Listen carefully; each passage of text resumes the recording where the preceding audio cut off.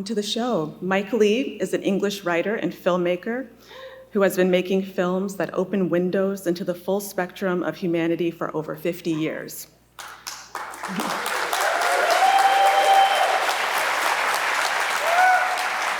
He won the Cannes Best Director Award for Naked and the Palme d'Or for Secrets and Lies.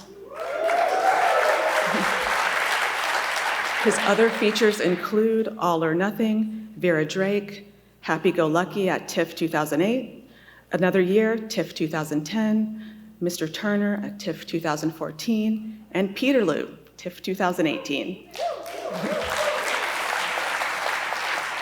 Hard Truths is his latest film, and it immerses us in the life of Pansy, a woman whose verbal combativeness with her family and any strangers who cross her path masks a much more complicated inner life, which is brilliantly embodied by Marianne Jean-Baptiste.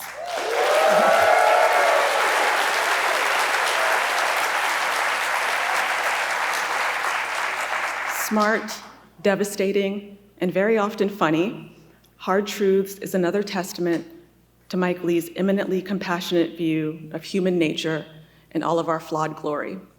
So please help me welcome to the stage filmmaker Mike Leigh and producer Georgina Lowe.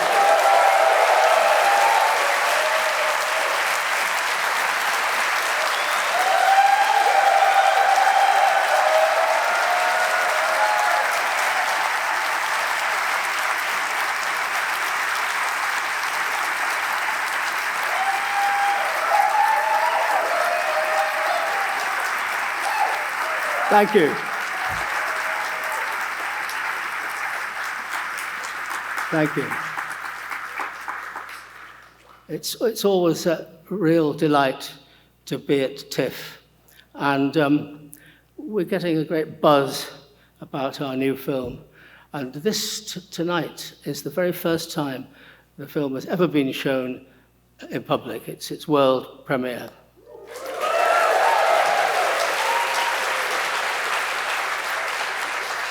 So we feel special, and you are special. And if you're still here at the end, I hope you'll feel as special as you do now. I really do think very strongly that film directors who make very long speeches before their films and describe in detail everything you're going to see should be taken round the back and shot through the head. So I'll see you later. Please help me welcome filmmaker Mike Leigh.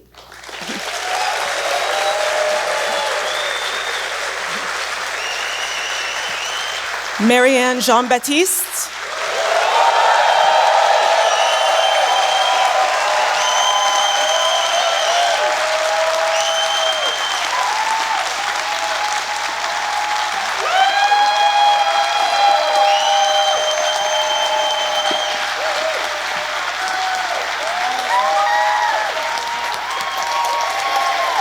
Michelle Austin.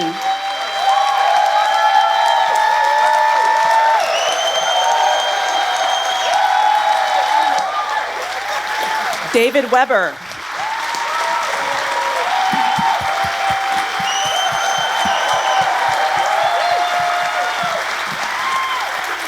And producer Georgina Lowe.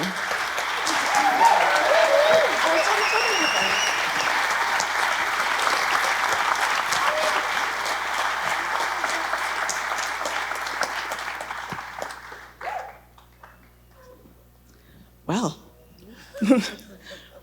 Mike, you spend quite a bit of time before shooting collaborating with your cast and building the characters and the story.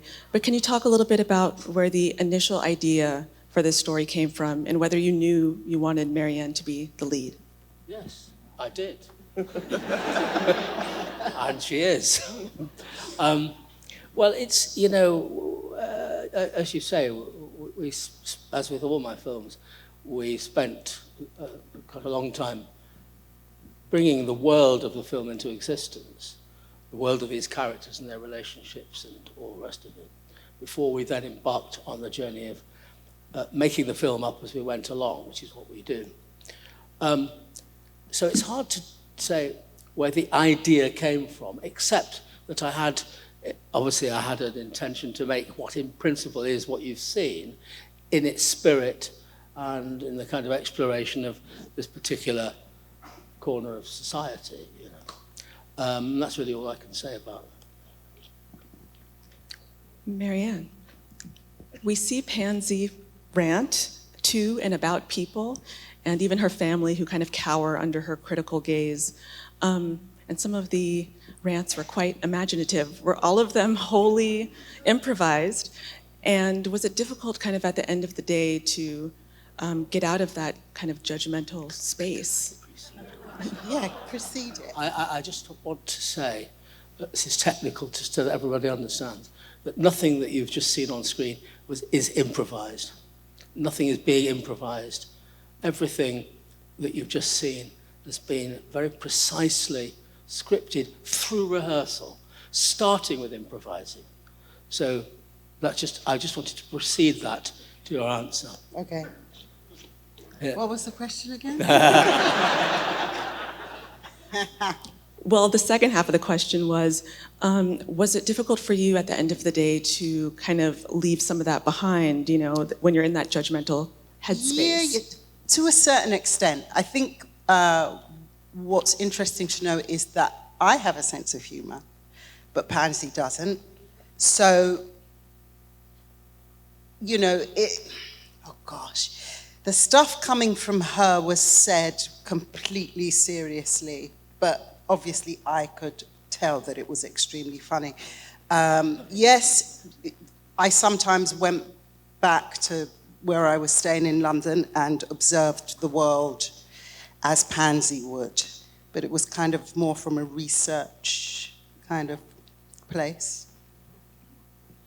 Pansy is such a vibrantly realized person, so I'm sure a lot of people in the audience also recognize her and people in their family and somebody they know.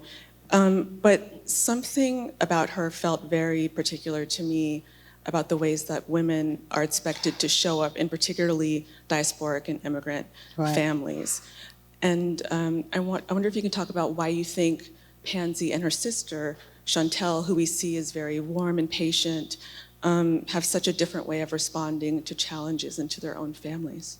Well, I think in their case, it's quite complex because, like I was speaking to you earlier, you know, two people can be in the exactly the same situation, but see it in completely different ways.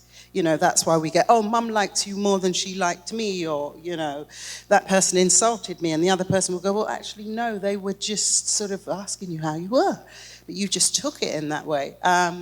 So I think we worked a lot on developing and going into their history and building a history for them where that kind of thing could happen. I mean, I think there's that thing in families, isn't there, where we do it in our families where we give the children different personalities, and we sort of and we say this child is like this is the quiet one, the funny one, the sporty one, and sometimes, unfortunately, I think in families you might start labelling yourself as maybe the victim, or maybe, you know. And I think in this particular family there is something about what is it like if one child actually is the favourite? Yeah. And actually, what is it like to be the child who might perceive that actually they are the favourite and one of them isn't? Yeah, But I mean, also, yeah. the oldest daughter. Yeah. I think maybe that's where you were getting at. Like, to begin with, usually the responsibility lies on the oldest daughter to do certain things, and the younger one tends to get away with more. Careful. Right? Yeah, they do. I'm the youngest daughter, by the way, in my family. And my sister had a lot more responsibility than I had. So I think some of it is that. Yeah. I want to turn it over to the audience. I know you have questions. Can you bring the lights up? Yeah, maybe the lights can be a little bit. Yes. Can you bring the lights up on there? Can you bring the lights up on the audience, please? Yes. When you were coming to the end of the movie, at the end of the story, did you have directly know this is the point the story is ended? We're not going to have a scene, we're not going to see the two of you discuss something. When you were coming to the end of the film and the end of the story, how did you know where it would end? Well, what you actually asked is, did they know that No. No, I mean, that's my decision, obviously. I felt and feel that we, at the point where it ends, we hand it over to you. And it's for you to go away and reflect on what you think may or may not happen. Either next, or soon, or eventually, or in the fullness of time, or whatever. And you've got, I mean, you know what you feel about some of the other characters. You've got something to go on about Moses, possibly, who knows. But so far as the actual moment where it ends, I just felt that was a very important moment, healthily rich in being an enigma, but not really an enigma, because it is about you embracing what you feel about these guys, these characters, and their predicament, and your sympathy for them. Yes. Curious about the fact that females were throughout the whole all of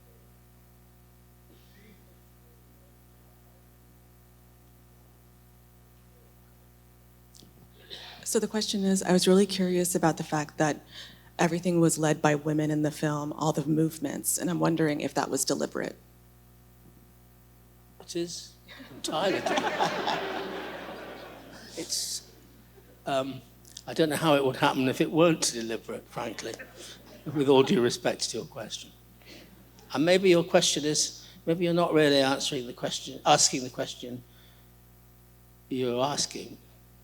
Do you want to put it another way, or is that simply what you're asking? No pressure. Say.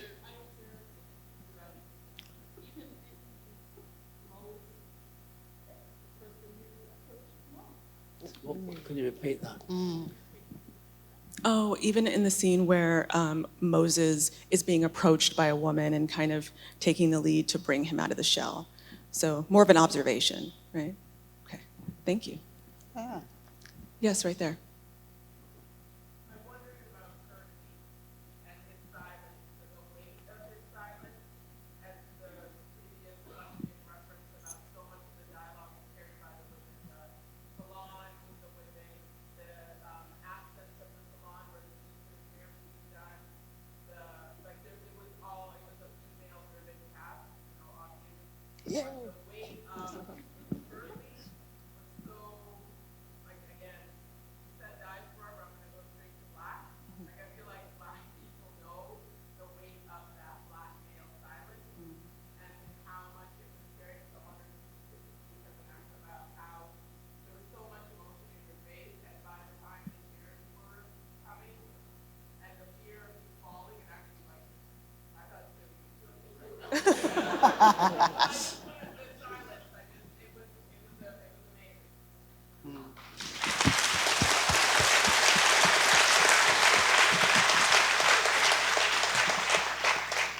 On a very lighter note, very much lighter note, as actors, you'd probably look at that script and go, he doesn't say much, does he? But there was no script, so I didn't get to do that, so thank goodness. The silences, I mean, it's really, I never thought about silences at all until people watch the film and then they say that, and I'm going, It's not, because it wasn't so much being silent. There were times when he could not speak. And It's the character. yeah, he actually couldn't speak. There were things that happened in his life and things that led to that moment. They didn't just meet. They'd been together for 30-odd years. And also, Pansy knows things about his past and about his mother that he thought he was safe. And he finds out he isn't safe. And so And also, I mean, with that kind of marriage, people know, you're going to light that fire, you're going to take that on, or you're just going to let it blow. And he knows when to let it blow out, I think. So there were times when he couldn't speak and times when he wouldn't speak. Does that make any sense? But, you know, I think it's important, and I always feel this, that nothing going on is still something going on. I mean, in a way, the premise of your question is based on somehow on measuring things in terms of how much people are speaking or not speaking.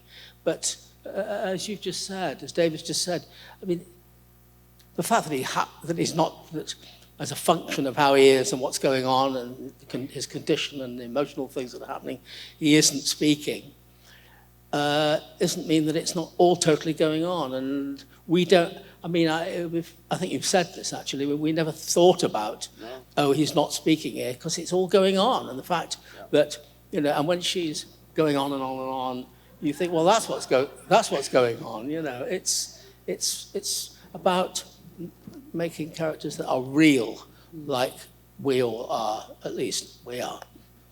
Let's say one more little thing in terms of acting for myself. It's not so much about words. I love words. I love, you know, but it's about the emotional and the story, the psychological story. And I don't care whether I say anything or not, as long as it's going on in here and in here. So I don't worry about that. If that helps. Yeah.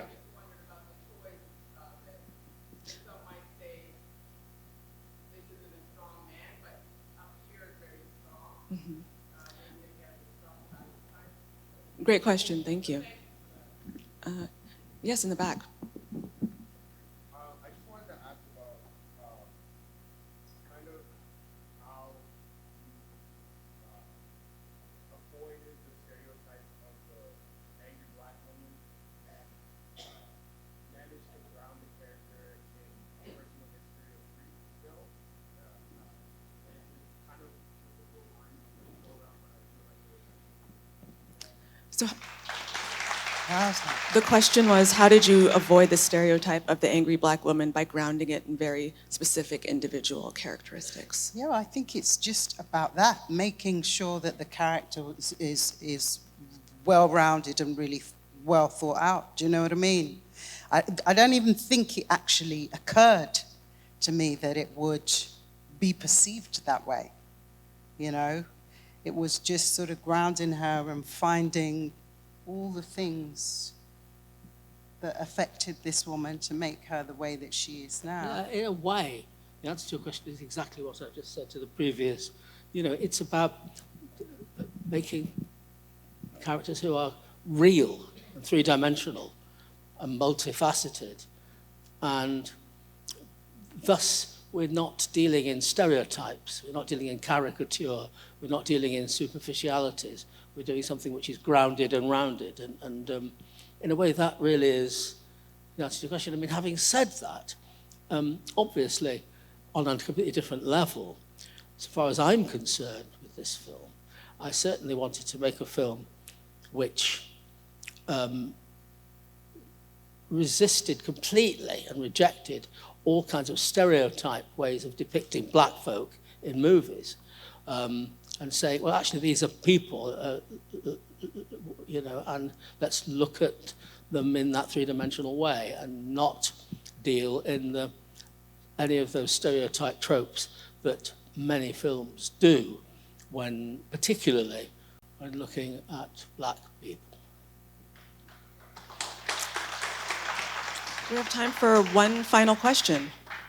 Yes, on the balcony.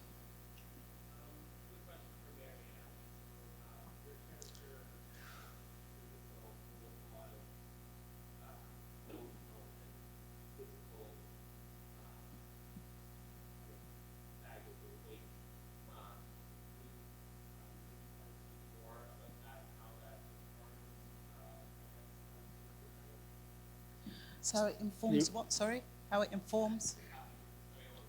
So your character holds a lot of emotional baggage or weight. Can you talk a bit more about how that informed your portrayal of the character? Well, I mean, it's all part of it. I mean, once we start working on the character and establishing who it is that we're dealing with and interacting with all the other characters that are in the piece, that sort of stuff starts to come out. You know, somebody who's in pain, or maybe not in pain, but sees it as pain is, you know, I think that's what you get. It's kind of hard to explain the process, without. You know, you could ask a parallel question, say, about Chantal, in the sense that Chantal has got all kinds of stuff going on, which we can choose to identify as being positive, but there are complexities. You know, I mean, she has to, the way that she able to deal with her girls, but also the different way that she has to deal, that she is able to deal with her clients, and you know, and with her sister, not least, which is what we deal with in some depth. Yeah. You know, it's again about the three-dimensional characters. Do you want to? Yeah.